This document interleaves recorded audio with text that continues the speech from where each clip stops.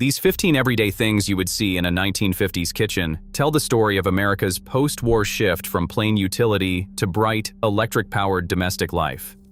After World War II, families had money to spend, manufacturers had factories ready to produce, and the kitchen became the place where modern showed up first, in the form of appliances and materials that promised cleaner, faster, easier routines. That change came with a huge wave of buying. American spending on household goods rose by 240% during the 1950s, as brands like General Electric, Frigidaire, and Westinghouse competed to fill kitchens with new machines and shiny finishes. What emerged was a very specific look: optimistic colors, chrome accents, and a sense that every problem in the home could be solved with the right product. The refrigerator sat at the center of it all, and it represented a dramatic leap in everyday life. By 1955, 80% of American homes owned a refrigerator, and these were not the small units of earlier decades. The new models were nearly double the size of older ones, with real freezer compartments that could hold ice trays, a quart or two of ice cream, and the new symbol of convenience, frozen orange juice concentrate. The speed of that change is part of what makes the decade so striking. In 1927, General Electric's first widely popular electric refrigerator cost $520, which equals about $7,000 in today's money. By the 1950s, the same basic technology had become a middle-class standard, and features like automatic defrost and built-in ice makers felt almost unreal to families who still remembered the Iceman making regular deliveries. Language lagged behind the technology. Many adults kept calling refrigerators ice boxes, even when the kitchen no longer depended on ice delivery. In fact, some neighborhoods still had ice delivery running into the early 1950s, even as electric refrigerators hummed in kitchens just down the street, and that overlap says a lot about how quickly the old world disappeared. Next to the refrigerator, the electric range stood as another badge of modern living. General Electric models arrived with twin ovens and push-button controls, letting you adjust heat on 4 burners with a press instead of a twist. Double ovens became especially useful as home entertaining grew more elaborate, because families could roast a turkey in one oven while baking side dishes in the other. These ranges often included timers and even early self-cleaning features, and the styling leaned hard into the decade's futuristic taste. Chrome accents, clean lines, and bright finishes made the stove look like it belonged in a new era. There was also a design choice that feels risky now, with electrical outlets positioned at the top left on many models, so appliance cords could drape across burners. The floor under all of this also changed, and the 1950s turned it into a design statement. Linoleum had existed since 1860, but by mid-century, it showed up in bold stripes, black and white checkerboards, and patterns in mint green, pink, and yellow. The classic checkerboard became the look people still associate with the decade, and it managed to feel both timeless and unmistakably modern. Linoleum was popular because it was practical, easy to clean, durable, and affordable. What families did not realize at the time was that it often contained asbestos, used as a binding material to prevent cracking. As the decade moved on, vinyl flooring began appearing as an even cheaper, easier to install alternative, and it quietly set the stage for linoleum's decline. Countertops followed the same pattern of new material, new look. Formica became the defining surface of the decade, a laminate that offered durability and easy cleaning, while coming in colors and patterns that matched the era's palette. Marble effects, speckled finishes, and solid pastels turned countertops into part of the decor, not just a work surface. Formica also fit the 1950s obsession with cleanliness and efficiency. A damp cloth could wipe it down fast, and the bright colors made the kitchen feel cheerful instead of purely functional. It became so closely tied to the modern kitchen that it dominated the countertop market for more than 50 years. Mornings in many homes started with the sound of a coffee percolator.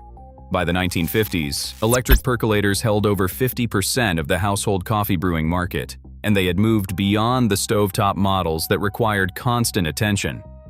Electric versions, especially those made by Sunbeam, included automatic shutoff, which meant you could get consistent coffee without hovering over the pot.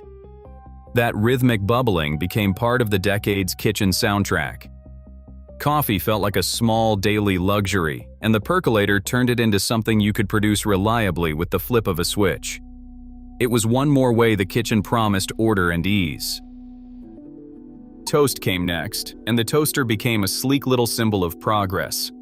The Toastmaster, with its clean Art Deco styling, helped popularize the pop-up feature that ended the era of burnt toast and constant watching. Many of these toasters looked better than modern ones, with streamlined chrome bodies that matched the decade's love of shiny surfaces. For bigger baking projects, the stand mixer became a serious tool, not just a nice-to-have. The Sunbeam mixer offered multiple settings and attachments, making it possible to handle everything from light meringues to heavy bread dough. In 1956, Kenmore released a 12-speed mixer that could be purchased with a Diners Club card, which also hints at another shift happening in the background, the growing role of credit in everyday buying. Mixers like these supported the decade's style of home entertaining. Layer cakes, fluffy frostings, and elaborate desserts were easier to pull off when the machine did the hard work, and the kitchen became a place where hosting felt achievable for more families. Another convenience machine arrived in 1953 when Sunbeam introduced the electric frypan. With a built-in heating coil and automatic temperature control, it could hold steady heat for pancakes, fried chicken, and plenty of other staples. It fit the broader push to electrify cooking, making results more predictable and reducing the guesswork that came with older methods. Storage also carried the decade's modern look, especially in kitchens with metal cabinets. Youngstown Kitchens produced white enameled steel cabinets with chrome accents, and they offered a sleek, durable alternative to wood. The shine and clean lines reinforced the atomic age style, and the material itself suggested permanence and hygiene. At the same time, some kitchens still held onto an older workhorse, the Hoosier cabinet. These freestanding units had been staples since the early 1900s, storing flour, sugar, and spices, while offering built-in tools like flour sifters, meat grinders, and rotating spice carousels. The Hoosier Cabinet Company even claimed their cabinets saved the American housewife 1,500 steps every day. And that kind of promise fit right in with the 1950s focus on efficiency.